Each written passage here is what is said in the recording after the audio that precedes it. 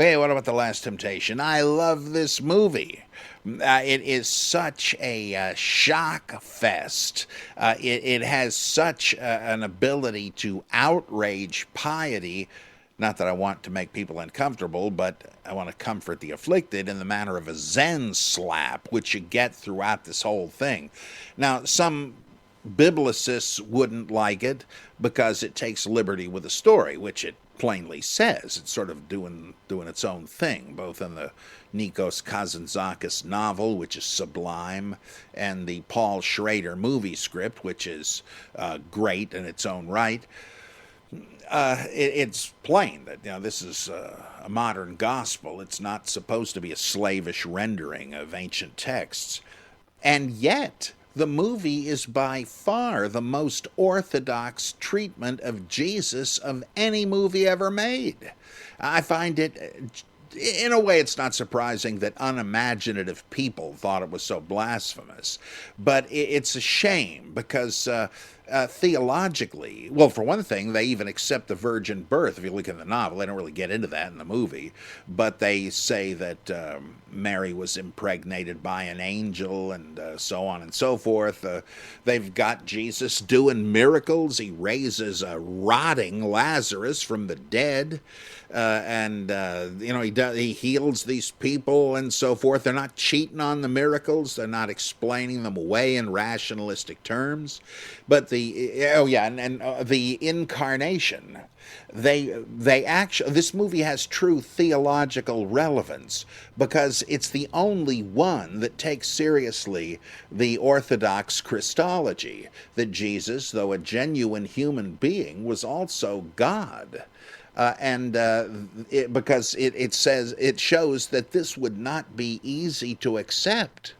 When you see the Vulcan Jesus in The Greatest Story Ever Told, where you have the impassive, robotic Max von Sydow chanting these gospel sayings as if they were a liturgy, you've got the Monophysite Jesus. He's simply God, albeit in human flesh.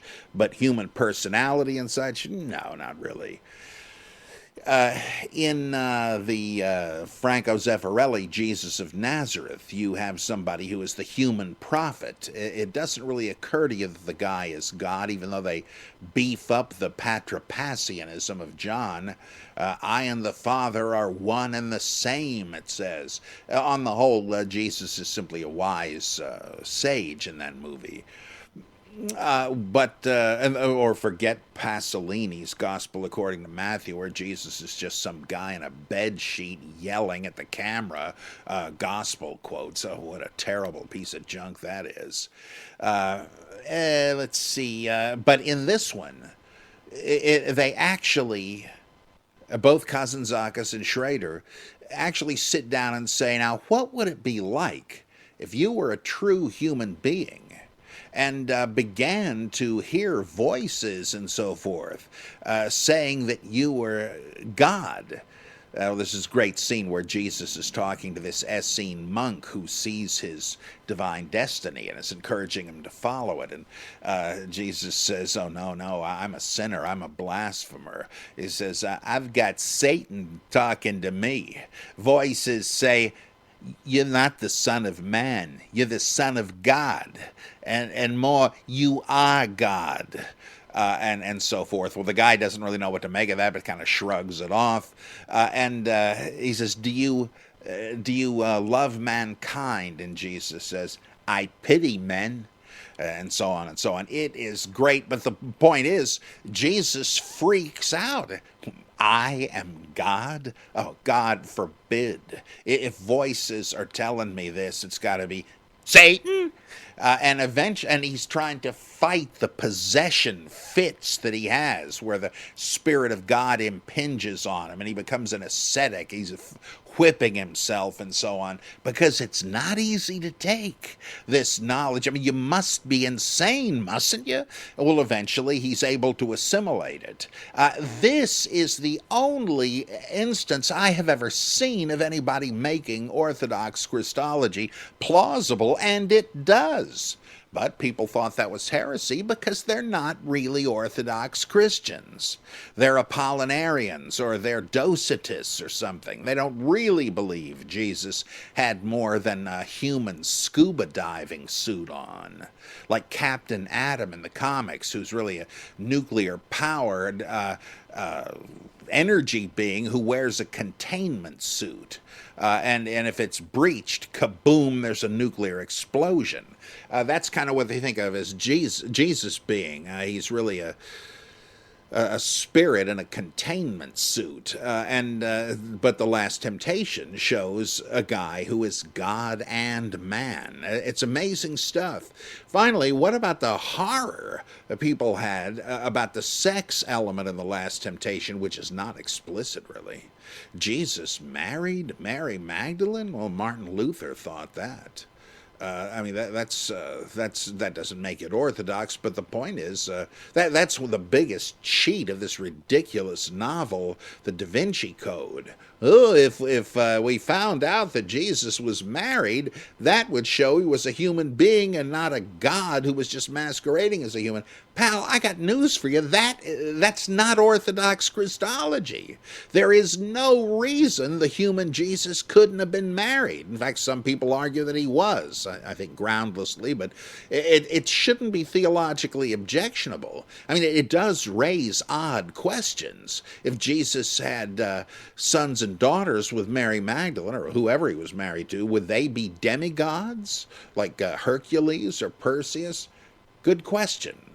Nobody knows the answer. That doesn't mean it couldn't have happened, right? There is nothing. I mean, the whole stupid idea of the Da Vinci Code, it just utterly misunderstands everything. But there is nothing unorthodox about Jesus possibly having been married. Okay, well, how about once she dies and Jesus hooks up with Mary and Martha of Bethany? Has children by the both of them. Well, it's implicit in the movie and explicit in the book that Jesus marries both women, which you could do in that day and age. Usually, a guy took on a second wife if the first one couldn't give him any kids. Apparently, both of these women do, though that's not made explicit. But you could be a polygynist. So just because we have a distaste for that. That's the reason the poor Mormons who are polygamists have to go underground with it, and quite a number of them do. It's kind of a policy of salutary neglect in Utah. That doesn't mean it's wrong. The Bible certainly depicts polygamy as legitimate and never says you're not supposed to do it. So what's the big deal? I mean, it's a little surprising, but that's just what you need, as Albert Schweitzer said, for you to understand the radical character of Jesus. You've got to stop looking at him as a cartoon in a vacation Bible school poster. Jesus wasn't a scoutmaster. I'm taking the Orthodox view, believe it or not, here, that there was a Jesus who was God and man. But that's my point here. The Last Temptation doesn't cater to unbelievers and heretics like me. It's the most orthodox of all Jesus movies, and the most shocking, partly for that reason. Oh, it's great. Yeah, so that's my review. That's the beginning of my review. I just love the depiction of... Oh, yeah, one other thing. It shows Jesus believing that he's the Messiah. He says something in Willem Dafoe's voice that he never says in the Gospels. I'm the Messiah. So what a flick, I'm telling you.